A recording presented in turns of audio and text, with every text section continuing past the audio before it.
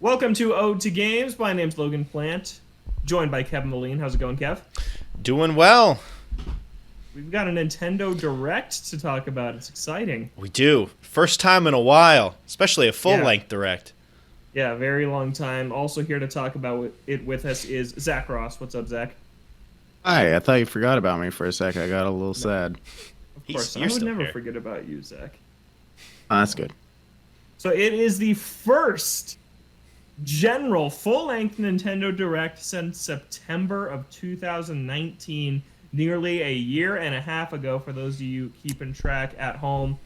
And before we get into this, I'd like to point out last week I said we would be talking about Zelda news on this week's show, and we will be. It's kind of significantly underwhelming Zelda news, but there Yeah. is Zelda news to There's talk about. something. We'll get to all the big announcements in just a second, but because it was the first Direct in such a long time, I just want to get your guys' general reactions.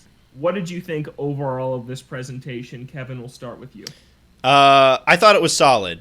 Now, I think you see a lot of things online where people are underwhelmed by it, and I think that's a combination of the fact that it has been so long, over a year since the last full direct, so the expectations were really high. And for the most part, it didn't have too many like big hitters for big general audiences. But what it did have was a lot of smaller niche stuff that still looks really interesting. So I think for the right fan, this direct was fantastic. For other people, a little bit underwhelming, but it still had enough in there, enough big stuff as well as some smaller niche titles for people, where I think it was a solid direct. Zach, what do you think? Yeah, I agree with Kevin. I also think it was generally a pretty good direct. I think it did miss out on those couple of key things that would have pushed it over the edge, like the things that everyone was waiting for that kind of fell through. The Smash announcement was a bit lackluster, but it did have some smaller things, some directly pointed at us, like some Monster Hunter news, some No More Heroes news. So a lot of good things on that front. I wasn't upset with the direct. I did find things in it that I found enjoyable and stuff that I'm looking forward to. And it did have some pretty good announcements. So overall, I thought it was worth it. But, like you said, the expectations were very high since it has been such a long time there has been a direct. Yeah. So it was going to disappoint probably unless it brought everything that everyone was expecting, Yeah, which seems impossible. But Yeah. I liked it. I've been thinking about this since the Direct aired. I saw so much hate for this thing, and that's what happens every time. It's the Yeah. Nintendo Direct cycle. People beg and beg Does and not beg, matter. and then they get overhyped, and then they're let down because they set unrealistic expectations. And that's what happened here. I saw people... I was very excited for this Direct. I was thinking about it the whole day from when they announced it to 24 hours later when I actually got to see it. And I was very excited for it. And initially, I was a little bit underwhelmed with what they showed, but very shortly after, I was like, that was a satisfactory amount of big announcements, along with some cool, smaller surprises. So overall, I thought it was a good Direct. It's just that because it was the first one in such a long time, people had higher expectations. But I think the difference is that people were acting as if Nintendo hadn't released any games since September of 2019 when the last general direct happened. They're like, oh, there should have been so much first-party stuff because there hasn't been a direct in so long. But you look at 2020 and now early 2021, we got Animal Crossing and Clubhouse Games and Paper Mario and Pikmin 3 Deluxe and Hyrule Warriors and Super Mario 3D World plus Bowser's Fury this year. It's like they've still been putting out a lot of games, so it's not like they were completely absent over the last year, which is why I think the expectations were set a little bit too high for this thing, but that is how it always works. I think that people did want more Zelda. They thought this would be the big rollout for the 35th anniversary. It really wasn't. No update on Breath of the Wild 2. We'll talk about that more in a little bit. But I thought the stuff here was solid. I think that if Directs had been a regular thing every 3 or 4 months like they were prior to the big drought we just had, this Direct would have been received much better because it was good. It was overall, I thought, a good Direct. I didn't think it blew the roof off, but I thought there was a lot of good stuff in here that gives us a picture of what Nintendo's release calendar looks like through August, essentially, of this year. So why don't we start by getting into some of the announcements. Zach mentioned the Smash announcement. This is Pyra and Mithra from Xenoblade Chronicles 2 are coming to Smash Ultimate in March. Kev, we'll start with you. You're the only one that's played this Yeah. game. Do you like these characters? I do like these characters. Now, I will preface this by saying I feel kind of stupid. I should have seen it coming because they mentioned Smash before the Direct aired, and it's usually the start of the show for a lot of these. And while I was watching it, I was like, yo, is this like a sequel? Is this some more DLC? I didn't think it was going to be Smash. Just because it's been a while since it came out, and I feel like recently it's been either like crazy picks, like we're talking Steve from Minecraft or Sephiroth, or you're trying to cash in on a game that pretty recently came out. And that wasn't the case for Pyra and Mithra, so that caught me off guard. I really didn't think that was going to be it. But there is an opportunity for a really cool character here, swapping between the two like you do in the game. I'm excited to see how they mess with that and what advantages and disadvantages Pyra and Mithra have and why you would want to swap between them. Rex does get sidelined a little bit. He's only in the final Smash. That picture of him as the Mii fighter the with Pyra and Mithra looked really stupid because he just looks all chibi. I understand why people were disappointed with this. Xenoblade is a more niche thing. Not a lot of people played it. And after the last couple of reveals, it is a little bit underwhelming. But I like these characters a lot, and I'm excited to see how they translate into Smash. Yeah, this edition is very lined up with Min Min. It's a character from a game that came out in the first years of the Switch's life that Sakurai said he didn't have time to get into the base roster. And I was reading that Sakurai is a really big fan of Xenoblade Chronicles 2, so it seems like this was kind of a pick more so for him and someone he wanted to put into his game rather than someone he knew would please the masses like Sephiroth did or like Banjo and Kazooie did. So I'm fine with it overall. It's just it's tough that we're down to 2 spots left. You're starting to run out of spots. Yeah. One of them, I think the biggest disappointment of it to me is that it's not a new franchise. Because I've been loving with this DLC that everybody except for, Sephiroth wasn't and Byleth wasn't, but you've gotten Dragon Quest, Persona, Banjo and Kazooie, ARMS, Minecraft, all the SNK stuff that came in with Terry. And when a character comes in from a new franchise, you're not just bringing in that character, you're bringing in that music, you're bringing in that stage, you're bringing in those spirits, you're incorporating an entirely new franchise into Smash Brothers, and it's another Xenoblade character. And that's a series I don't have an attachment to that is pretty niche across the board. So I hope that the last 2 are from some new franchises to round out the roster. Zach, you have anything to add on this edition to Smash Bros? Yeah, I mean, this caught me off guard. Like Kevin, I didn't really think it was a Smash announcement until the envelope showed up. So I was just like, "Oh, what's this?" Because I didn't even know what it was the entire time until it said Smash Bros. Cross Xenoblade Chronicles. And feel like, oh, okay, I get it now. I get it. All right. I have a feeling that there were a couple of people that were thinking that. Yeah. That just I literally had no idea what was going on the entire time. I was like, I'm excited to see who this is at the end. I was like anticipating what they were from. But it is nice for those people who are into Xenoblade Chronicles. I'm sure they're super excited about it. I didn't really have high expectations for a Smash character. I know Logan was probably crushed because he wanted Phoenix Wright more than anything else in the world. I did. I do not have a character that I am dying to get Excuse in there. me, nice. Kiryu? Kiryu can't hit women. You know that. There's women on the roster. Dang it. Can't be in Tekken either. Can't happen. All right. But I am, it's nice to see. I don't know how they're going to play with the swapping mechanic. It does seem slightly unique. I hope bring something new to the roster. It'll be like something we actually lost when they split up Zelda and Sheik, because Melee and Brawl, Zelda and Sheik, you could swap with the down B, and now you can still do that with Pokemon Trainer again in Ultimate, so I'm thinking it'll just be something like that. But I do think that is a really cool add. I like that if they sat down and said, we're going to add somebody from Xenoblade 2, I'm glad that they picked someone that wasn't Rex, because just another, like, generic male JRPG protagonist. And Rex would be too similar to Shulk. Yeah. So, it's a good move to pick Pyra and Mithra. At least you get that interesting swap mechanic out of them. And another female character to add to the roster, I think, is a good thing as well. And yeah, it's just different. I'm excited to see how their mechanic does play out, but yeah, only 2 slots left unless they do announce a third Fighters Pass, which that'd be I crazy. really hope they do. That'd be We'll crazy see. if they do more characters. Yeah. Yeah, but Pyra and Mythra are coming in March, so I am excited to try out the character. Probably just in a couple of weeks here, so it shouldn't be. I don't imagine it'll be too far into March when they come out. So looking forward to that. Also worth noting, they are 2 separate numbered entries. They aren't. It's not like Pyra and Mythra are number. I think we're at number 80 now. They're number 80 and 81, which means for those of you like me, that means 2 separate amiibo figures for each Pyra and Mythra. They won't be sharing one. They'll be separate. So dropping more cash. That's something I noticed right away. Yeah, but let's move on from that.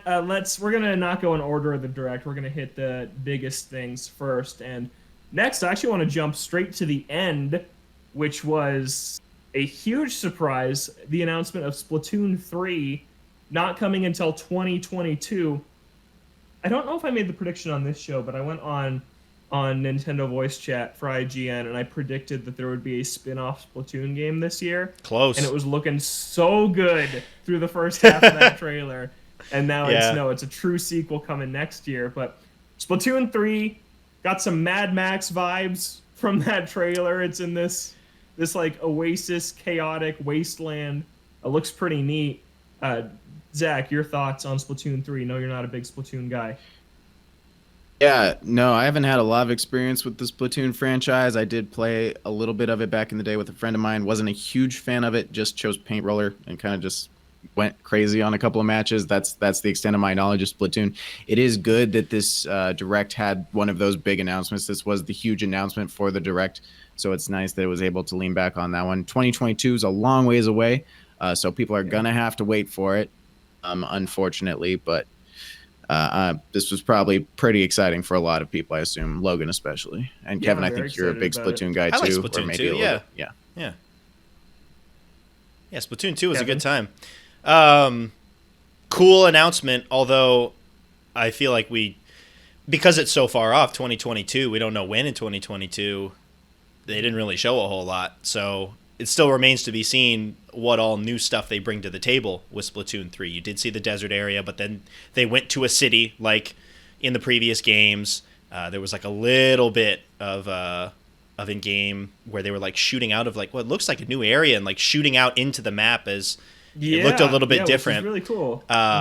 But in terms of new content, that's really all we saw. So, cool that another Splatoon is coming. We just, because it's so far out, we don't really know too much about it yet. Yeah, this announcement really surprised me because I thought Splatoon was like Smash Brothers and Mario Kart. I thought it was a one installment per console type thing because, Splatoon 2 is still ongoing. It just had the Mario 35th Anniversary Splatfest event. It had a ton of content. It had the Octo expansion, which added a whole new single-player campaign. Like, it's still a living community, so I kind of thought that it would be the Switch's Splatoon game, and then Splatoon 3 would come out on the next console. So I do wonder, like, Splatoon 2 is a mega seller. It sold 11 million units worldwide. And in Japan, the only 2 Switch games that have outsold it, I believe, are Animal Crossing and Smash Brothers, I think, are the only 2 that Splatoon 2 is ahead of in Japan. So it's a mega franchise for Nintendo at this point, which is really awesome to see. But I do wonder if it will sell less because people are like, oh, I already have Splatoon 2 on Switch. I don't need Splatoon 3. Like Kevin, I could see you, who enjoys Splatoon 2 but is not a hardcore fan, saying, yeah, I don't need Splatoon 3. Yeah. And it also is kind of interesting why they didn't just wait to. I know that we're still a little ways off from the next console, but if you could have Splatoon 3 come out in the first couple of months or whatever comes after the Switch, that'd be huge, like they did with Splatoon 2 and the Switch. And of all these games, it would make sense to have one Splatoon game per console. So I don't know. Yeah. Again, since we don't know a whole lot, I'm not sure what the game is going to turn out to be, but I could see myself, not picking it up or not picking it up for a while just because I already have Splatoon 2, and depending on what it brings to the table, I may not feel like it's necessary to upgrade to a new game. Yeah, I definitely wonder that. Like, I know I'm picking it up on launch, absolutely, just because I I've put over 100 hours into both Splatoon 1 and 2, so I'd be super excited for new content, but I wonder if it is just going to be more of the hardcore community for Splatoon that does that. A couple other things I wanted to mention. It's really cool how the lore of the Splatoon series is directly impacted by the fan base, and I mean that in the way of Splatfests. At the end of Splatoon 1, it was Callie versus Marie who were the two announcers for that game, and I always get them mixed up, but whichever one won was like the main character of that story mode, and you were searching to find the other one who was missing, and it was directly based off the results of that Splatfest. And it was like even referenced, like, oh, she went missing after she lost the Splatfest. And now, the final Splatfest of Splatoon 2, before they brought them back during the pandemic, I think just as fun events for the community have, the planned final one was Chaos versus Order, and Team Chaos won, and we directly saw the impact of that in the trailer. The Eiffel Tower is like upside down in the desert, and like the world, like there's these wrecked trains everywhere. Like it's super cool how the result of the final Splatfest dictates the direction where they go with the theme of the next game. I just think that's a really interesting idea. Yeah, hopefully they run with that idea. You know, hopefully they run with the concept of this like burned out world, and that leads to some more interesting maps. Yeah. Oh man, I didn't know that at all. That's super cool. Yeah, it's really interesting. And a couple other notes: Octolings, which is also a narrative thing in the Octo expansion. Octolings look like they're playable from the start now. They're locked behind that DLC right now in Splatoon 2. And the little buddy that's with the Inkling in the trailer is a Salmonoid from Salmon Run in Splatoon 2, who are the enemies in that game. So maybe Splatoon 3 will be about them not being the enemies anymore. I don't know. It'll be interesting, but I'm super excited for that game. I do think it's interesting they announced it so far out, because lately that hasn't been working too well for Nintendo. You got Metroid Prime 4, Bayonetta 3, Breath of the Wild sequel, games they announced really far ahead of time that still aren't out, and that people are still just so hungry to know more about. So a game like Splatoon, though, I think is way more likely to hit a date than something like Bayonetta 3, Breath of the Wild 2. So I do feel confident it will come out next year, but I thought it was interesting that in February they pulled back the curtain on something that's still so far away. Yeah, we'll see if it actually comes out in 2022 or not. And there's, of course, Switch Pro speculation. Like, is Splatoon 3 a Switch Pro title? They're like, that looks way better than Splatoon 2 does. Is it running on a Switch Pro? It's like, I don't know if that's true, because developers also just get better at the hardware as time goes on. So who knows? But yeah, I thought that was a super crazy announcement to wrap things up with. But we'll move on now to my biggest disappointment of the day, besides the Great Ace Attorney not showing up. My biggest disappointment was they say, hey, here's Eiji Aonuma to talk about an update on The Legend of Zelda, and he says, hey, we have nothing to share at this time. He announces that more is coming later this year in way of the Breath of the Wild sequel news. And then they went on to announce that on July 16th, The Legend of Zelda Skyward Sword HD is coming out. We'll get into more details on that in a second.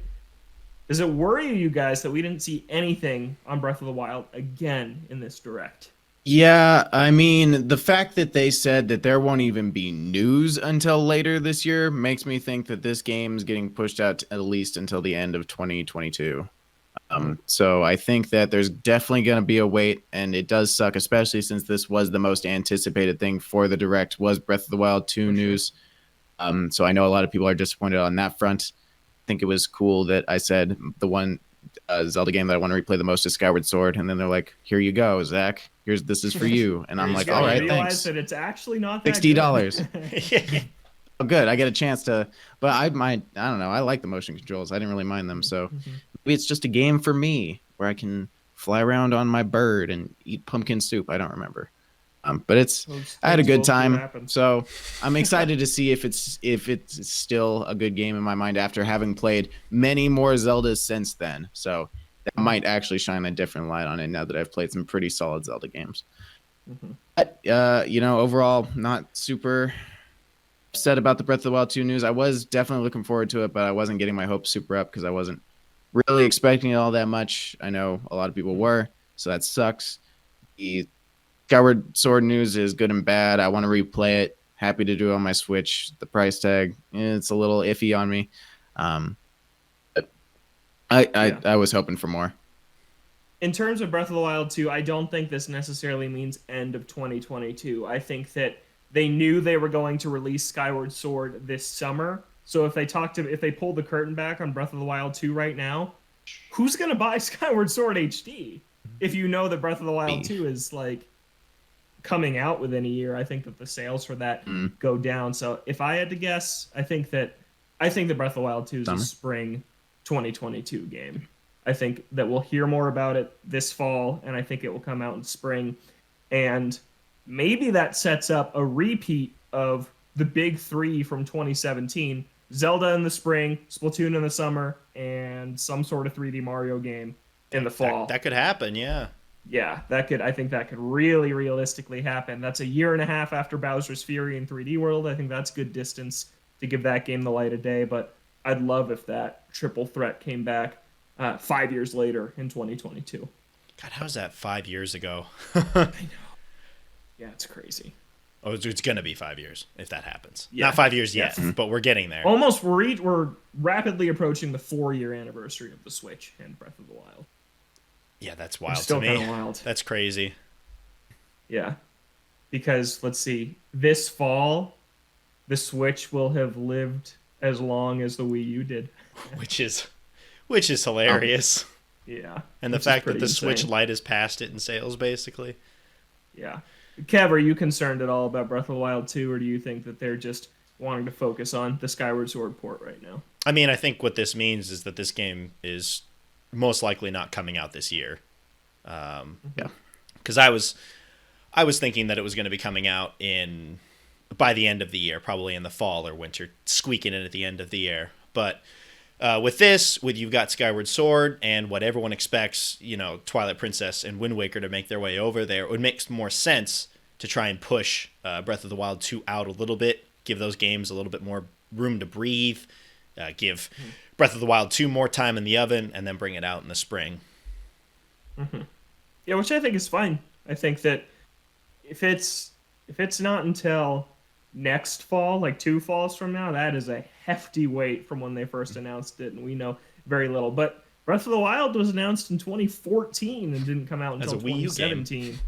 Yeah, and it still was a Wii U game. Yeah, don't forget that. It still was. But yeah, I was disappointed not to see anything on that. And then what we did get, I thought it was Wind Waker at first because they show that shot of the sun, which is the title screen of Wind Waker. And I was like, oh, cool. I just beat this, so I have no reason to buy it on Switch again. But instead, it was Skyward Sword HD. They are bringing motion controls back with the Joy-Con. They say it's improved compared to the original. But for handheld play and Switch Lite owners, they have also included a button control where you use the right stick to swing the sword in the direction, so it will supposedly still play the same. And Kevin, you brought up a good point in our group chat that Pokemon Let's Go Pikachu and Eevee didn't let you do the button controls in TV mode. Yeah. And I went and I looked at the Skyward Sword page on Nintendo.com, and it says that the Pro Controller is supported. So unless you are swinging the Pro Controller, which I highly doubt. I hope not. That tells me that button controls are supported in TV mode as well. Okay, that's good. Yeah, I was worried about that. So you have the option. Yeah. Mm-hmm. I mean, yeah, like that makes all the sense in the world not to force it, but then you just think back to Let's Go Pikachu and Eevee, and it's like, well, they already did do that. They already forced you to do that for one of those games, so I wouldn't put it past them. All right, that's good news. Good news on that. The not so good news is that the game is $60. Yeah. Yeah, coming out for $60, and Kevin, we know you have very strong feelings about this topic as usual.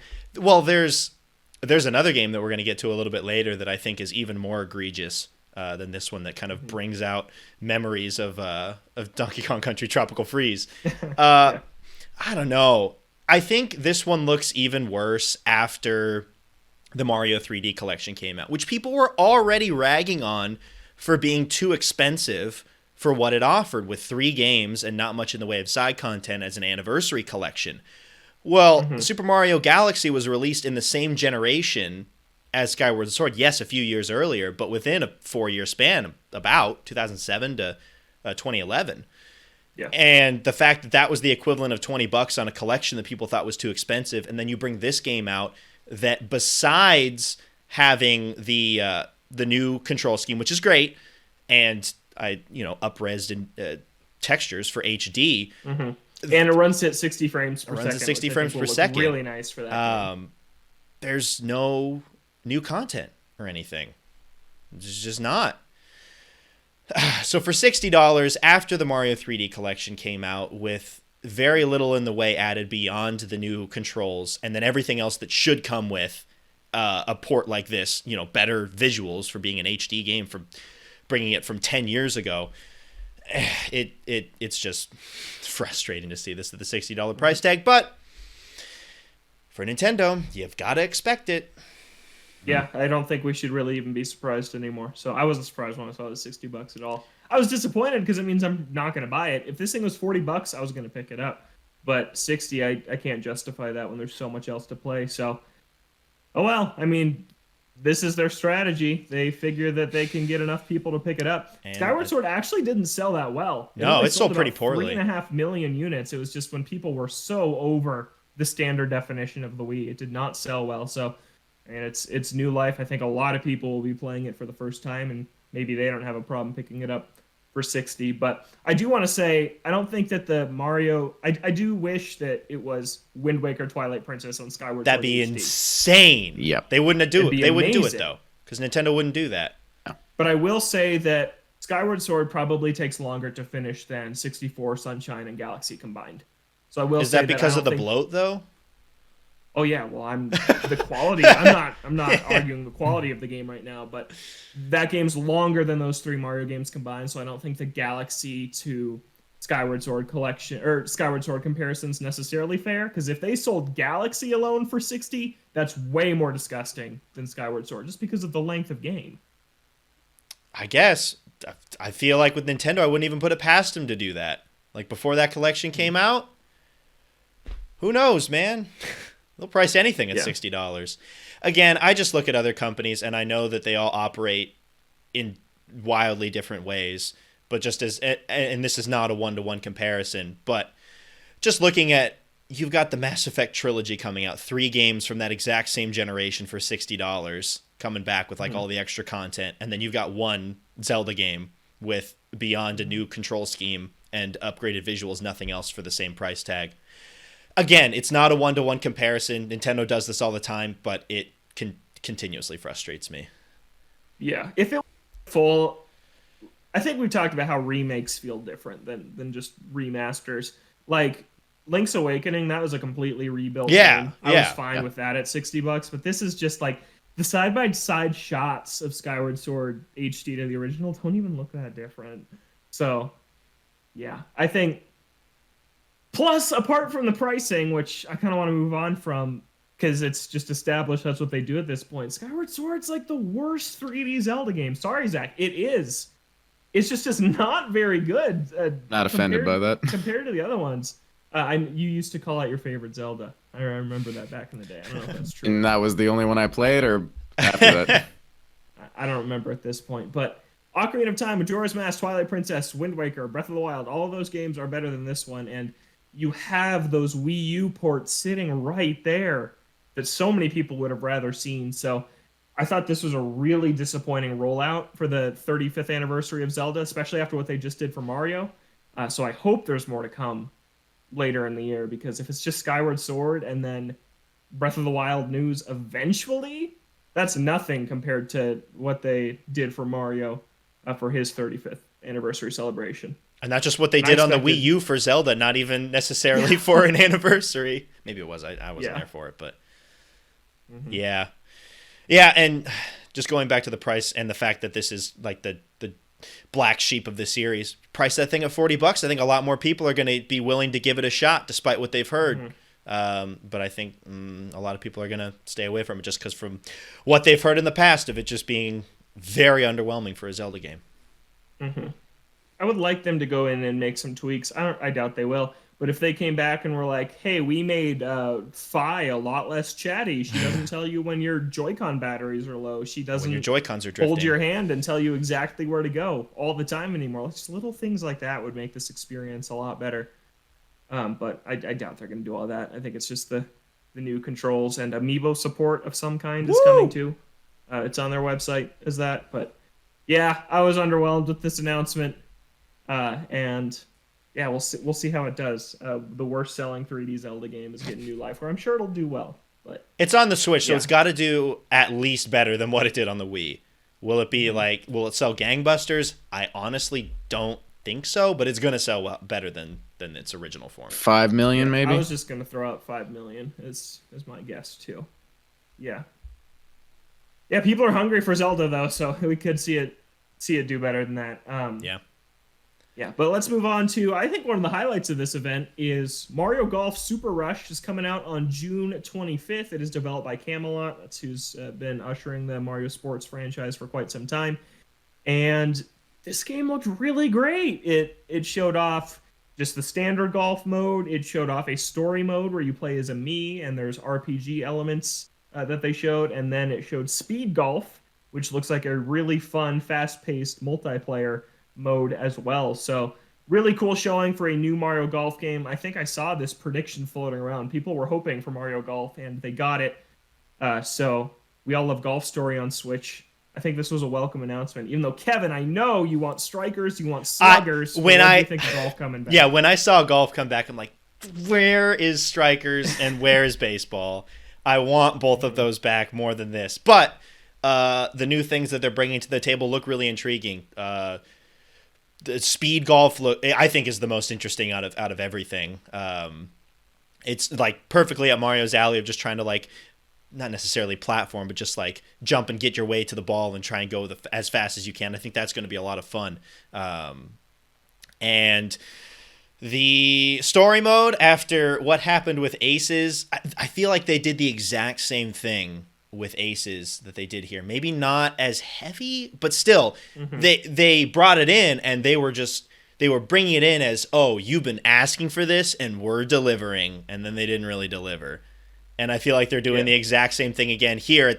Yeah, so it remains to be seen if they're actually going to be able to deliver on the story mode. You know, Aces was a disappointment. Hopefully that won't be the case here. So I'm cautiously optimistic about the story mode. I think the speed golf is definitely the most interesting thing that they showed off, and maybe that can lead, because the opening courses look very much just like standard golf. Like honestly, some of those look like just out of like a PGA game almost. Yeah. So I'm curious to see what more of like some of the like more Mario themed levels are going to be, and if they try and take some of the concepts from speed golf and try and incorporate that into the course, some sort of like platforming that you have to do or something. I think that could be really cool. So I'm excited to see how speed golf turns out. Yeah, if you missed the announcement, speed golf is a multiplayer mode. Looks like it was also part of the story mode as well, where everyone goes at the same time, and it's a race to get to your ball after you hit it, and you use Mario power-ups like mushrooms to speed yourself up, or like fire flowers to slow down the opposition, and it just looks like a really cool competitive twist on golf that I think looks really exciting. I'm excited about that mode. And as far as the story mode goes, the tennis one was a disappointment. I loved Mario Tennis Aces, but the story mode was easily my least favorite part of it. And they promised RPG elements in tennis, but it was just you leveled up and it just automatically powered up your racket. Yeah. That was it. You saw in the trailer, you had a choice of where you wanted to allocate your stats when you leveled up. So that already is a big improvement over what they promised in Aces. So I do think that looked like a step in the right direction, really getting to choose, oh, do I want power? Do I want technique? Do I want whatever? So I think that looks like an improvement, but we will have to see how substantial it is when it comes out. Yeah, so cautiously optimistic. Definitely one that I'm not picking up day one, but it's something where I'll wait and see what the verdict is on things like the story mode. If it harkens back to those GBA games, I may just have to give it a shot. What I think is really cool is that the art style looks exactly like the Aces art style. Like the outfits that they're wearing, like the visors perfectly match. When you get like a special, they have the same exact glow that they do when you get your ultimate in Aces. Like it looks exactly like Tennis Aces from a graphical standpoint. I think it's kind of cool that the two Mario sports games on Switch have kind of the same identity so far, almost like their own series. Yeah. I'm just glad that they have motion controls. That's my favorite part about any golf game, is just being able to swing the controller like an actual golf club. Do you also have to run for speed golf? You know? Yes, exactly. Jump. Yeah. Turned into Ring Fit 2. Yeah, I think it looks really cool. I think that as far as Striker goes, that isn't Camelot. That's Next Level. Next Level, yeah. And they wrapped Luigi's Mansion 3, and there's a chance. who knows? They could be making a Strikers. Who did? Yeah, who did Sluggers? Was that? Ooh, I don't know. Was that one of those two? It wasn't Next Level though. They didn't do Sluggers. I will. Yeah, I will you should check on that. check on that, Kev. Yeah, but I'm excited about Mario Golf Super Rush. I think it's a perfect summer game. June is the same month that Aces launched in 2018. I just think it's a really good slot for that kind of game, and I think that I'll be playing a lot of Mario Golf this summer. I'm looking forward to it quite a bit. But let's move on from that. Oh, it was developed by Namco. That's right. The original was Namco. Let's go. So you got to bring Namco back. Yeah, once Smash Ultimate wraps, hey, can you go make us another Sluggers game? Mario Sluggers, please, please. Yeah. Kevin alluded to this next announcement a little bit earlier, but Miitopia, the ill-fated 3DS game, because I think this is one that came out post-Switch. There's a handful of games that came out after the Switch launched, and this was one of them, is coming to Nintendo Switch on May 21st for $50. Why? Just why? Yeah. That HD upres, man. So worth it. With this type of game, I was talking about it earlier with Skyward Sword, where I think that if you priced it at $40, you would get a lot of people that were kind of wary on the game from what they've heard to hop in and see what they think. Miitopia is the exact same way, where if I feel like they priced this at a budget $30, I feel like a lot of people would give it a shot. Or even 40. Or even 40. Maybe a little bit less so, but even 40. $50 is crazy for this. For a 3DS game. Like, what in there warrants a $10 upcharge for this thing? Mm-hmm. I don't know. Yeah. I don't know what's in there. I was looking at it and seeing that there was like a little bit of new content in there. And if they're adding in new content, I feel like that would at most justify a $40 price tag, getting it back to where it was on 3DS. But even at $40, I just feel like this game for a $50 price tag is just being sent out to die. Who's picking this thing up for that price? I feel like they're shooting it in his foot. Because it's one I was interested in on 3DS, but I had kind of moved on at that point. I really liked Tomodachi Life, and this kind of took that quirky element from that game and infused it into a JRPG, and I think that's a cool idea. A JRPG where you and your friends are the main characters, or you and whoever the heck you want to make. That's really cool. Yeah. And then you pick who the enemy is also, and it seems like a really creative game, and I think for $40, it would have done really well. And Nintendo has not been opposed to pricing first-party Switch games at $40. Clubhouse Games was $40, and that was the perfect price for that game.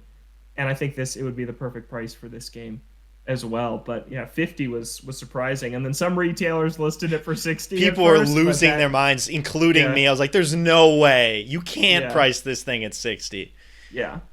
But in terms of the game itself, I think it's interesting to see a 3DS game being brought over to Switch, because we haven't seen that. We saw Wii U games make it over to 3DS, but we haven't seen it go this way. So I think that's interesting. Like WarioWare Gold, is that something they might try and finagle into a Switch game?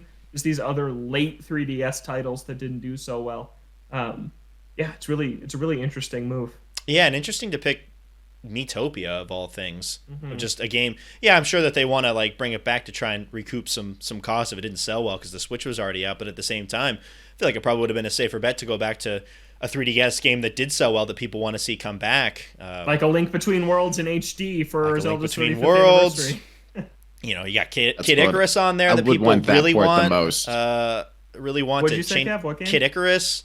People want, an improved control scheme for that if it comes to Switch. I feel like there's a lot, even like even the Metroid game that came out relatively recently, I feel like would have been cool. I don't think anyone wants that. Oh, I thought Samus Returns. Samus Returns. I thought a Federation. No. The one that came out after the Switch came out. I don't know. Of all the games to pick for one of the first to bring to Switch, I was not picking Miitopia, and I was not picking it at $50. Yeah, it's interesting. Yeah, Miitopia, May 21st. We'll move on from that one. New Monster Hunter Rise trailer. I looked away during that part because they were showing quite a bit. New area. I couldn't look away. Zach knows all. Saw everything. Good, Zach? It did. It looked real good. They showed like 4 new monsters. Oh, and you saw them. Dang. No surprises left. And some story stuff too, but we won't get into that. Who cares? Who cares about that? That's why you play it. We got Hyrule Warriors, which this was one of my hopes for this direct. Age of Calamity is getting a $20 expansion pass. They didn't go into too many details of what it's going to be, but new characters, new maps, new missions. That's all I could ask for. So I'm excited to dive back into that game because I really, really loved it. Fall Guys is coming to Switch this summer, and it's also coming to Xbox, was announced later after the direct. So that is super exciting. I'm really excited about Fall Guys on Switch because playing that game in handheld mode, I think, would be perfect. I always thought it felt more like a Switch game than a PS4 game when it was announced. Are you going to pick it up on Switch? That's the thing, is I wish it was free, but it won't be. It'll be $20. Yo, you can't get it for free as part of the Switch Online? If I could transfer over, if it had like cross saves, then I probably would pay the $20 just to have all my costumes and everything. I think I would and cross play. So like if Zach still wanted to keep playing it on PlayStation or whatever, and I could meet up with him on Switch, I think I'd do that. Play. Yeah. Maybe eventually it will be. Maybe not at first. But if there was ever a way to get all my costumes and still play with PlayStation players on Switch, I think I'd pick it up. Did they have crossplay for PS4 and PC? They don't right now. They don't. Yeah. No, there was in a recent survey. It was one of the options you could vote for something you cared about. Them working on getting in there, and I think with new consoles, that's definitely something that people would want to see. Just having a wider pool of players for these, I think, is super important. That would be super helpful. Yeah, because I don't know if we've talked about on the show, Zach and I have been getting a lot of repeat people that we remember from previous sessions, because we always like spotlight. We're worried that the player base. I mean, I'm sure that it's a little small at this point. Yeah. It's dropped a fair amount, and releasing it on other consoles and being able to all play together would help that drastically. But who knows if and when that'll happen.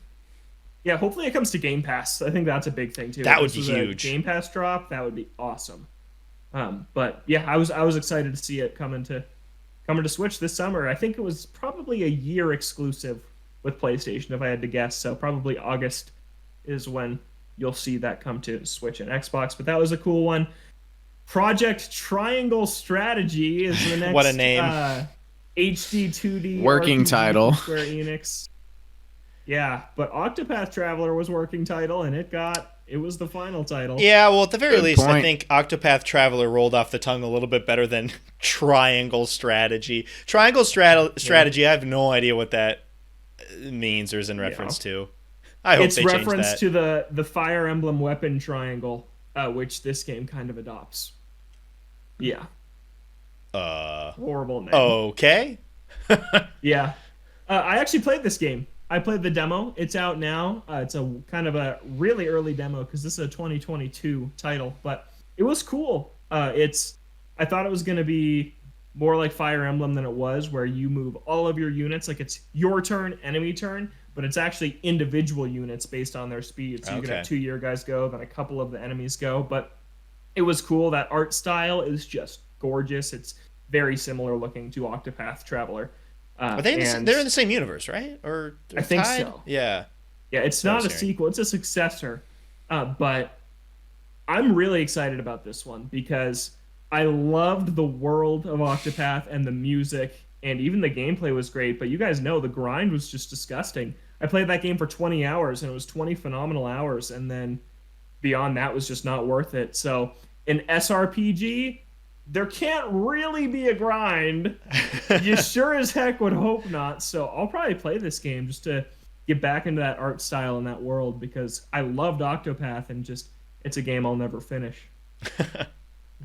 Yeah, and I like what they've been doing recently with releasing these demos and allowing easy ways for players to send in feedback. They did that with Bravely Default 2.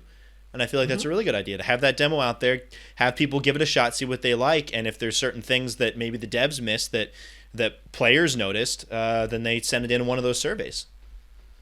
Yeah, absolutely. It's really interesting because the turn-based gameplay is pretty standard fare, like just grid-based, moving around and attacking. And there's a couple of really cool twists on it, though. Like at the end of your turn, before you click end, you have to choose which way you want your character to face between the 4 directions because you're weaker from the back. Wow. So you end your turn picking what way you want to face to try and protect against enemies, which is cool. And there's also this cool pre-battle thing where you walk around the battlefield and kind of check in with all your units. And it seems like that's where a lot of optional story is built. Is just you also can like scope out the arena and plan your strategy, but you can also talk to your units. And it drops you right into chapter 6. So I actually skipped most of the story because I didn't want to know what was going on. 'Cause that's pretty far into the game. Yeah, there's a lot. I feel like they'd be kind of probably confusing starting to pick playing up. it too. We're just like, what's happening? So I skipped most of the story, but it looked like it was pretty story focused. The characters seem pretty interesting, so this one's on my radar. We'll see if it gets rebranded or not. But Project God, I hope Triangle so. Strategy, It's really bad. yeah, that was a cool one. And I think that's all the big ones. There's a couple more ones I wanted to talk about. No More Heroes 3, August 27th release date. The mowing the lawn mini game, Zach, it's back. I'm excited. Did they as show soon as cheese? They said, pick up these jobs to pay for your fights. I'm like, yep, that's No More Heroes. Yeah, It's and going to be like a good time. There's like this big mech fight that they showed, and I saw a bunch of people like, whoa, I wonder if the mech is going to be a big part of the game. And if 1 and 2 are any indication, you'll be in the mech for like probably 5 minutes of the 10-hour game. That's just, they recycle ideas so quickly, and that game looks really cool. It looks really fun. The alien bosses, I think, are going to be really interesting compared to the assassins from the first 2 games. Yeah, I Anything think to it's add, going to Zach? be, it's definitely going to pick up steam. It ramped up from the first game to the second game, and after the second game, you're like, where can it go? Apparently it goes to space. Well, or space comes to it. So, but it's nice that they're retaining what makes the game feel like a No More Heroes game. It seems like they're staying very traditional to the first 2 games, and fans of the franchise are probably going to cling to that. So, super excited to play it. Absolutely looking forward to it. Good to have an actual release date that we can look forward to. Yeah, August. It's a pretty long delay since it was supposed to come out last year. I know, I yes. forgot that it was going to come out last year. We've got some Yeah. stuff leading into it, though. It's going to be a big summer. We'll have stuff to play, but hopefully there's no more delays. Just like there's no more heroes. There we go. Yeah. Nice. And then the last one I wanted to mention on a personal note, Famicom Detective Club is getting super cool. Coming out May 14th. It's 2 games that were originally on the Famicom, which is the NES in Japan. So these are games from the 80s that are totally remade and localized for the first time ever. And it's 2 separate games. I looked into the pricing for this. It's $34.99 for each one. And if you buy one, you get $10 off the other. So it's $60 for the 2 of them. Okay. If you get them combined, which I think is solid. I looked up the length. It looks like they're about 10 hours each. So I think that's okay. Yeah, I think that's fine. I mean, that's a budget title. That, if you're Yeah. getting $10 off the other one, if you're buying the 2, that's $30 each. I feel like that's a solid price tag for both of these. Yeah, but I'm super excited because I didn't get Ace Attorney, but this has some serious Ace Attorney vibes. It's not about lawyers in court. It's solving a murder mystery, and it looked really interesting. Kev, did you have interest in this one? I did, yeah. I've dabbled in visual novel games from time to time, both the Ace Attorney games and then some other ones. First off, I just think it looks really pretty. Just the characters in motion as you're talking to them, it just looks so fluid. And just knowing that this is a game from the late 80s. Like, I saw side-by-sides, which of course are going to be crazy different from one another. Yeah. But it, first of all, looked really good. Just the character designs and how everything flowed. And then, yeah, I'm always in for some sort of like murder mystery stuff. That gets me. So I'm really interested to see how these games turn out. And I'm just glad that they would decide to bring this over. I feel like this could be very easily just a Japan exclusive thing. Like there's Buddy Mission Buddy. Bond. Yeah, Yeah. Buddy Mission Bond, I feel like is in a similar vein to that, where that's just a Japan exclusive and also has like Ace Attorney vibes to it, and just Hopefully just for now, because that game looks so cool. it looks really good. I really want to play it. Just another visual novel style game. So I feel like these could have easily fallen into that same thing of just being a Japan exclusive, especially when they're Japan exclusive games from the 80s. But I'm just really glad that they decided that, hey, these games are worth it enough to localize. So I'm definitely keeping an eye on those May 14th. Not too far away. I think it's cool they kept the name too, Famicom Detective Club. Like that's Yeah. really cool. I think it's a cool piece of history that we're getting. Just a really awesome surprise. I'll run through this list of other games here. Outer Wilds coming to Switch. They showed off the Animal Crossing Super Mario items. Neon White, which is like a first-person card battle game. Saw the cards and I'm just like, I'm out. After Many bad memories. After Kingdom Hearts and Paper Mario, I'm just like, I can't do cards again. Some card games are really, really good. Like Slay the Spire, things like that. So I guess, just depends. I'm been burned. Samurai Warriors 5, which is a Dynasty Warriors spin-off. Plants vs. Zombies, Battle for Neighborville. Knockout City, which is that the dodgeball one that's made by the people who just made Mario Kart Live Home Circuit, I think. That Apex one Legends was confirmed. Just going on that for a second, that thing lasted a long time, and it brought it. It did. It was a lot of. There were just vibes of some mobile YouTube ad as I was watching it, where they have all the characters sitting down and talking. Where I just completely checked out when that was on. Not a good way to show that thing off. Yeah, I was working, I was helping cover this event, and so I think that I didn't feel it drag as much as, Kevin, you said the middle dragged. And I believe it, because there was this run of like a nothing announcement for Star Wars, which is also a mobile game, Star Wars Hunters, the DC superhero girls, the Stubbs the zombie thing. It was just a ton of stuff that none of us care about. I mean, at least with working at that point. With Stubbs, that's a cult classic that I've heard is very hard to find on original Xbox. So just cool that that's coming back at all. I know people like Stubbs. But yeah, there's a lot of stuff in here that just blended together. And some of them just got way too much screen time. And Knockout City was one of them. And DC Superhero Girls Teen Power was another one of them. I was just like, why are you here?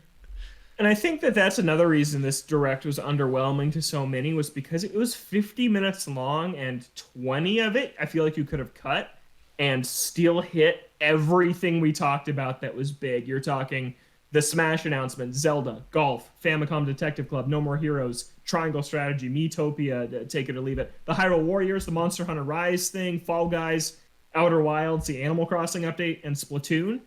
That's all really good stuff for the most part, besides some of the pricing issues we had. Those are really good announcements, and it's like everything else, with some exceptions. There was the Legends of Mana remake coming, which anything of Mana we're torched on at this point. But there were really good things, and like I'm personally walking away from this very excited for Golf and the Detective Club and No More Heroes and Hyrule Warriors.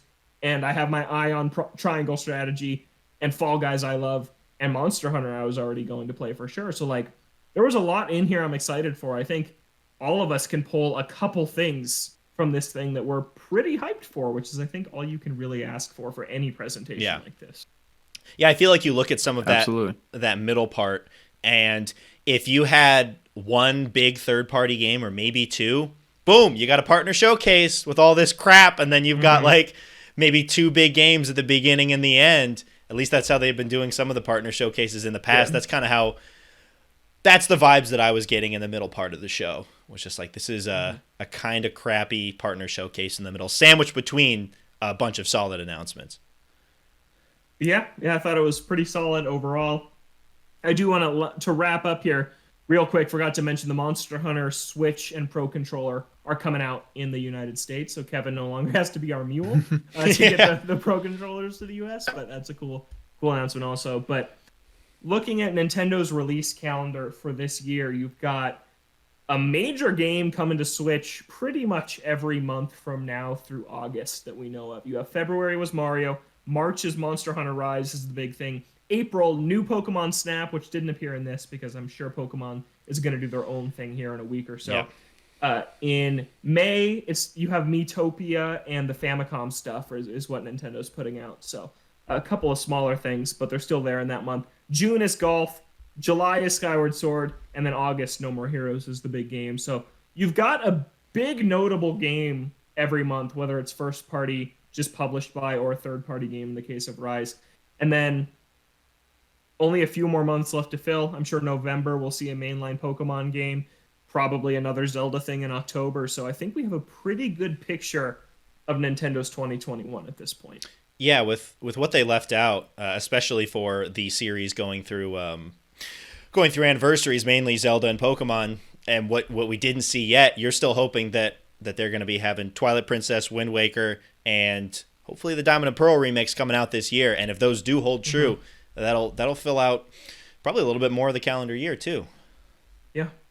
Yeah, I do still feel like Nintendo was hit pretty hard by COVID with development problems because the output of first-party content hasn't been as high as it was in prior years. I think that's also due to they kind of just unleashed everything in 2019. If you remember that 6-month run that had Zelda, that had Pokemon, that had Mario, that had Fire Emblem, like so much came out that I think we were in for kind of a drought. But I think that COVID has also maybe extended that too. Yeah. But there's a lot to get excited for. Yeah, there's still really good stuff. I think my highlight of this was probably Mario Golf. Actually, I'm really excited for Mario Golf in just a few months. I want to know what was your guys' highlight. Zach? Personally, I'd say No More Heroes 3. That trailer looked very good, and I'm just glad we finally got a release date so I can put it on my calendar. Yeah. For me, I'd probably go with the Detective Club. Golf also. Yeah. I'm a fan of Mario sports games, so I've always got my eye on that. But in terms of games that caught me off guard that I'm really interested in, Detective Club has all these other games beat. Yeah. So a good direct overall. Still hoping to hear about Great Ace Attorney, sports stories, Zelda, stuff like that this year. But we'll wrap up, and Zach, we'll get into the games we've been playing. Moving on to what we've been playing this week. I know me personally, it hasn't been a whole lot. I've been doing some other stuff. A lot of my gaming time has been devoted to more Divinity, Original Sin 2 with Logan. We were playing right up until the show. We've been putting in a lot of more time into it. Making a lot of progress. It also feels like it takes a lot of time to make a lot of progress. I don't know. Time feels weird in that game because it's doing a lot of quick saving. But still ultimately having an amazing time with it. It's an incredible game where sometimes the choices and the paths seem a bit overwhelming at times. We've gotten to an area where there's a lot of things that we can do. Our quest list is filling up tremendously, so we are freaking out a little bit and doing whatever we can. We're also stumbling into fights that we can't win and reloading. It's a real problem. Still, we are managing our best. Definitely looking forward to putting 20-hour mark of actual progress. Actual yes. stuff. Yeah. It doesn't feel like we've put that much time into it. It's gone by pretty fast. And you put more time into that of just like what? probably The been quick like saving, 26, screwing up, 27 hours. That's at this point, crazy. yeah. We got a story to tell though, Zach. We got to talk about what happened today. What happened today? Go ahead. You already forgot, Zach? We went to this town, and this dude was like, "Yo, all of my friends are disappearing, and I need you to figure out why." And it was Logan's triumphant moment of the night.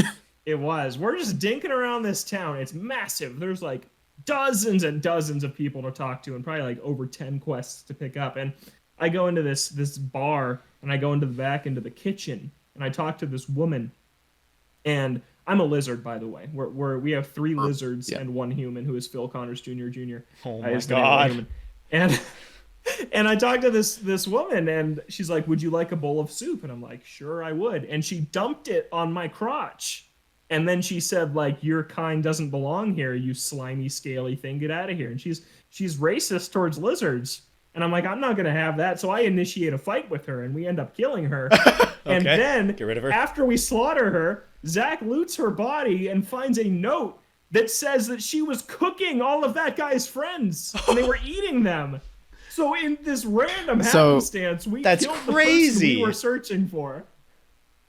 This was a murder mystery that even the Magister Guild was trying to solve, and they had commissioned us to solve the murder. And it's not even because she was racist, because everyone in this town is racist against lizards. He somehow picked the one racist person to just kill and solve the murder instantly. So the thing is, we took the note back to the Magister Guild. We got all the rewards, and they were like, "Don't worry about the murder. She was evil." So we got off of, like, we weren't even guilty for the murder of her. It was like the perfect scenario. And every time we play, Logan screws up a lot, and I get mad at him. So I gave him a pass for the rest of the night, that he couldn't, no matter how bad he screwed up, I wouldn't get mad at him, because that was a magical moment. So it was. I want to know what that quest is supposed to look like, because we certainly did not do. I don't care. Yeah, I like the way we solved it. But that's cool that you can do these things in a bunch of different ways. Like that's that's the mark of a good RPG like that, is that your choices matter and that you can accomplish quests in a bunch of different ways. Yeah, absolutely. It's a really it is impressive game. It is massive. Yeah. There are many different people to talk to, many different dialogue options. It's just D&D the video game, and having an absolute amazing time with it. And for the week, that's pretty much what I've sunk most of my time into. Haven't had a lot of chance to play Final Fantasy IX. It's been a slow month for me. So expecting, it'll pick up towards the end, but right now we're moving along slowly. I know Kevin actually beat a game this week, so he can talk about that. Technically beat 2 if you count Bowser's Fury as a game, but I'll talk about that with Logan in a little bit. Wiping the floor with all of us. I finally beat Spiritfarer. Took me some time. Right. Nice. According to the Switch, between 25 and 30 hours, because it can't tell me the exact amount of time that I played. That's what I've heard is 25 for that game. Yeah, it was good. Once I had run into the problem where I talked about, I think last week, where one of the spirits that you're supposed to get, you just have to do one of the activities, and you'll, I guess, randomly get the item that will turn into him. And I basically run out of stuff to do, because I couldn't progress because he gave me some of the items that I needed, and I didn't know how to get them, and I looked him up, got him, and then it was just like smooth sailing. Pardon the pun with Spiritfarer, but it was smooth sailing the rest of the way because I was constantly getting new stuff to do, new quests, and like the last 5 or so hours that I played were super enjoyable because I was just hopping between the islands. I always had something to do, and all these quests. Once the progression of that game works beyond that weird thing with that character, it was great up to the end. It leaves a lot of things kind of unsaid, and so I wanted to look up how some things in the story worked out. And apparently, it talks about all this stuff in the art book that comes with the digital version on PC. Interesting. So that's interesting. But I kind of appreciated that it left some of these characters with a little bit of an ambiguous tone to them. You get their story, you get where they're coming from, you get a background of who they are, and maybe some snippets of certain characters and how they tie to the main character. But it was kind of fun after beating the game to go back and kind of look online and see what other people's theories are about some of the characters before looking at some of the art book stuff, which explains a little bit more, but still leaves some stuff up to the imagination, because it was fun to be like, oh, I think this is what happened to this character, and then some people will be like, yeah, I think that's what happened, and then some other people are like, oh, I think this happened, and you look at that and you're like, oh, maybe that did. That was fun to go back and look at some of these characters. There was another character that hit pretty hard, not as hard as that first one. I didn't cry after that one scene, but there was another one that did hit pretty hard, and it was kind of funny because it was one of my least favorite characters from the time that I picked them up until near the end, and then I learned a couple of things about him, and then that just completely changed my perspective on him. So that was fun. Overall, it's really good. The art style I've talked about it multiple times. It is absolutely gorgeous. The music is fantastic. The gameplay is still a good time. It incorporates platforming elements. As you send off the spirits, you get orbs to upgrade your platforming abilities. So there's some light platforming elements and mines and things. Just the resource gathering, if you're into that sort of thing like I am, is super fun. And just like crafting and building up your ship too. It's interesting how they do it where obviously you build up the ship so that you have all of these different buildings that you need. But the way that you have to do certain events to collect other items and it requires you to platform through your ship will also make you rethink a little bit how you want to design your ship, because it's like maybe this will be easier or more convenient to space it out this way, so the platforming is a little bit easier for certain activities that you're doing throughout the game, or I'm running too far from one thing to the other. Maybe I got to move them back closer and get them back together. So I think the gameplay, while it's nothing groundbreaking and like crazy or anything, definitely pulls its weight and lets the story and the atmosphere of the game kind of take over. And there's still some stuff that I have left to do. And at this point, they announced that there's new content coming this year in a couple of different waves. So I think when all of that is out in the fall with a couple of new spirits to pick up, I'm going to hop back in and play some more. I'm excited to get back into it when that new content is out. But yeah, if you're into the style of game like that, of just like management and just resource gathering and light platforming elements, as well as games with more of an emotional tinge, I highly recommend Spiritfarer. It was a fantastic time. Nice. Yeah, Zach, I now that the new content is going to be coming out, once that content is out, you should definitely think about picking it up. No, I have been thinking about it. I'm not emotionally prepared yet. I'm just building up the walls so I don't get destroyed. You've got time until the fall if you're going to be waiting for the new content. Yes, definitely. It is on my list, so hopefully I'll be able to carve out some time so I can actually get through it. Yeah, I was really surprised that they're doing new content for that. I was really excited that it looks pretty substantial, and it's all free. So hype for that. And then better. Before Bowser's Fury, just played a little bit of Super Mario 3D World. I don't know when we were gonna get some time to play multiplayer, and then that kind of fell through a little bit. So I was just like, all right, I got to try this thing out. I've barely played it at all before, so I knew I was gonna play a single player run through of it at some point. And as of right now, not much time put into it yet. Only a couple of levels in. Single player wise, it's just like I'm playing an upgraded version of Super Mario 3D Land, which is not necessarily a bad thing. And knowing that we'll have a chance to do multiplayer as well will be super fun. But from the levels that I played, it's been a good time. I beat 3D World. My God. For the fifth time in my life. Jeez, that was fast. Yeah. Yep, ran through it with my sister, who I beat it with like 2 times on the Wii U back in the day.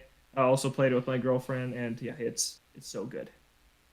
It's amazing. It lived up to the hype of my memory of it from like 8 years ago. I remember it so well. I mean, I play it like every year. It's 3D World's a game I consistently revisit. I'm excited to play it with you guys again too, because it's just a fresh experience whenever you throw different people into the mix. And yeah, that game stands the test of time, and they also made a lot of awesome improvements that I think are really minor, but change the experience a lot. Just the run speed is so much faster, and it just makes the levels feel just really fluid and a lot of fun. One of the worst things about 3D World is that the grab button is the same as the run button, which is the same as the attack button, like if you have a fire flower. And they changed it a little bit. So it used to be you have to hold the grab button to like pick up a partner, but now you just have to tap it, which leads to a lot fewer accidental killings. Because it'd be times where you're just like mashing the fire flower button, right? And then you just pick someone up and chuck them. But now it's like, oh, you pick them up and you have to like tap it again to throw them, and so it usually gives them some time to escape, which is really good. Okay. But yeah, it was great. It's a great time, and I'm excited to jump into it with you guys whenever we have a free weekend here coming up in the timing is always a pain, but we'll get there. Yeah, it's a good game single player. Like 3D Land's a good game single player. Also, if you're only 4 levels in, like the worlds get crazier the further you get in. And just multiplayer, I think that's how you got to experience 3D World. So, yeah, it'll be fun when we get a chance to dive in. Yeah. Want to talk about Bowser's Fury? We talked about it some last week. I was 50 shines in, and I believe you were about 15 in when we talked about it last week. And we are both 100% done. Yeah. Not too long. Yeah. No, I think it took us both around between 6 and 7 hours, I'd say. I think five, six, somewhere in there. Yeah. Not overly long and not overly short. I feel like there was the concern that this thing was going to be in and out in like 2 hours or something when they first announced it. But I think for what this is, packaged with Super Mario 3D World, a runtime between 5 and 7 hours to 100% this thing isn't all that bad. Yeah. Yeah, I thought that it was, I really, really enjoyed it. I think that, like we talked about last time, it has a lot of ideas from the history of 3D Mario while also introducing some really cool new stuff, like just the appearance of Fury Bowser in general is pretty cool. I did get a little bit tired of him rolling in as often as he did by the end. Yeah, but I don't know. Like, I'm probably just like, probably thinking about this wrong, but I felt like he was coming in faster at the end. Like as I was collecting, I'd say around between like the 70 shine mark and the 100 shine mark. Man, I feel like he was busting in all the time, like way more than he was the first time. Yeah, and I don't feel there was an impetus. There are a lot of shines you need him there. You do, so you just got to keep that mental bookmark of when I see it start to rain, where do I just book it to so I can get rid of him instantly. Yeah. But I did really like it. I liked a lot of the worlds. There's even some galaxy type worlds near the end, I thought, and in kind of the last area. There's some platforming I thought was reminiscent of Galaxy. And yeah, I really liked it. I thought it was the perfect length. I felt pretty satisfied with it by the time I wrapped it up. I want more in terms of just I'm excited for the next 3D Mario game now after playing that. Every time these games come out, it reminds me of how much I like them. Odyssey was the same way, where it had been a while since the last 3D Mario game that I played, and it just reminded me how much I liked them. And this was the same way. The completely interconnected open world is a really cool idea. Now, because of the scale of this one, I'm not sure how well that would translate, at least right now, into the next game. If they would try and keep that idea there, because it is a decent sized world, but it is smaller in scope of an experience. So I wonder if they would keep that idea for the next game, if it's an Odyssey 2 or if it's something entirely new. But I thought that idea was really cool, of just being able to go anywhere at any time. And of course you have like fast travel options as you're going later on. I think that's a really cool concept. Yeah, it was fun. It was a good time. Your run time was shorter than mine, is because I collected every shine I could before I beat it.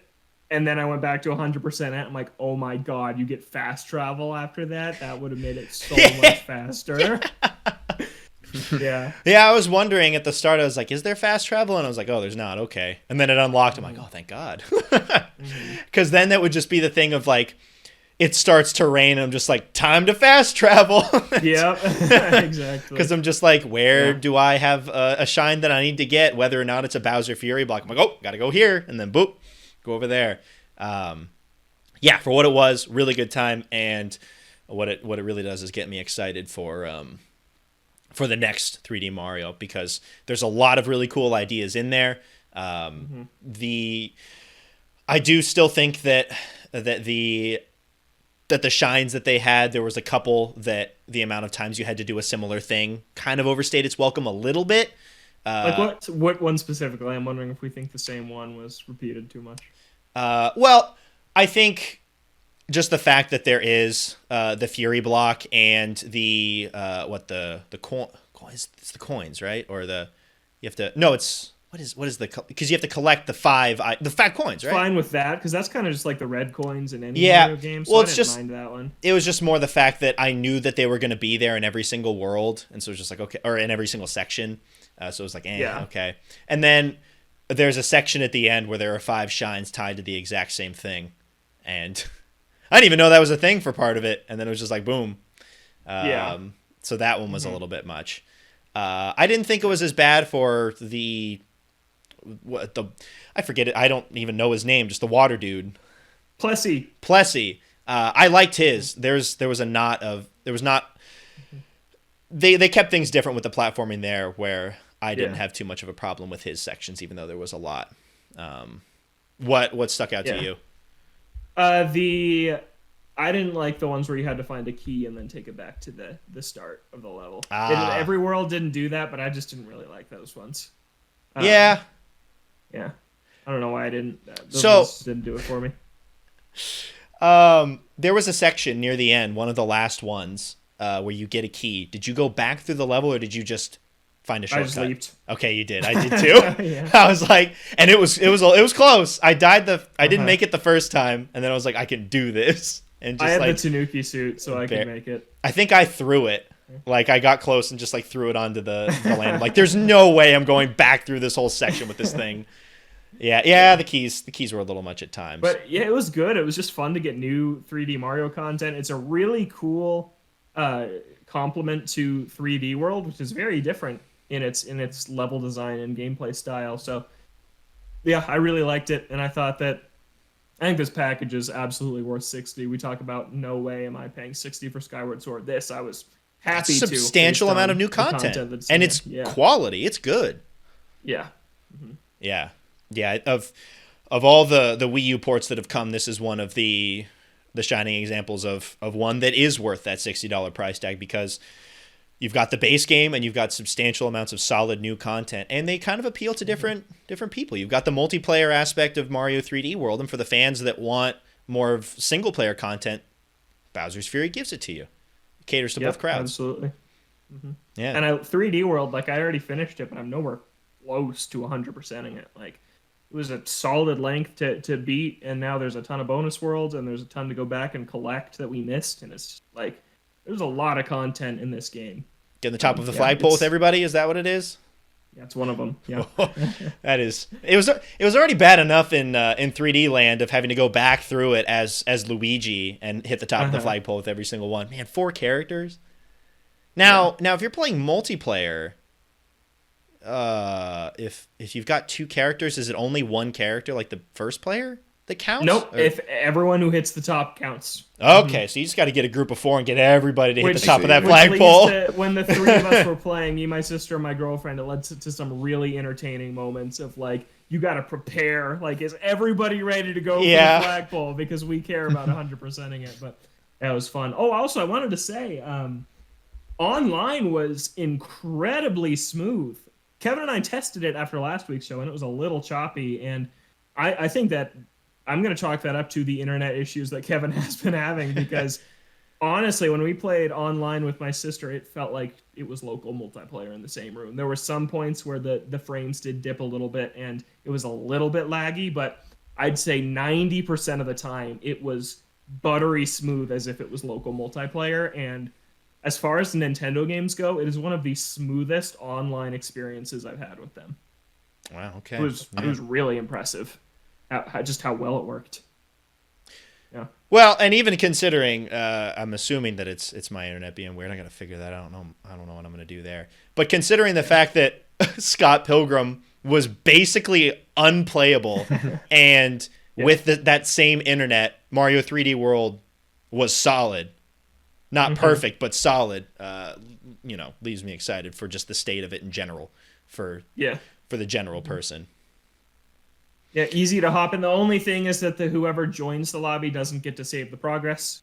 It is one of those things, but that kind of. I mean, I think that's like, I guess that's how it works. That's how Divinity works. That's how Minecraft works. Like, I don't have a Divinity. That's how Crystal Chronicles works. Yeah, there's some differences there. Yeah. Shout out to Crystal Chronicles. But it's great. I'm so excited for when Sonic Club gets to become Mario Club and we finally get to sit down and play this thing, because it's just one of the best multiplayer experiences. I mean, it can't beat multiplayer Sonic, of course. No, absolutely not. But it'll come close. Happen. We're still going to play it together, even though it was delayed a bit. Yeah, we'll get there. All right, that's all you've been playing, Logan? Divinity and the Marios? Yeah, I've been kind of in a rut. One of those classic Logan game ruts that I've been in. Yeah, Hitman is just brutal. It's tough to go back to because it's so hard, and just haven't been playing much lately. Been doing other stuff. What is the next big game on the horizon for you personally that would get you out of that? Monster Hunter Rise. Right, Monster Hunter Rise. Yeah. Right. But that's another multiplayer thing. Like, I've been really enjoying Divinity, but that's like a multiplayer thing. Like, on my own, it's been tough to get into a game. So the next thing for that, I don't really know. Because 3D World was the big thing on my radar, and it's another multiplayer thing. You got to get something single player.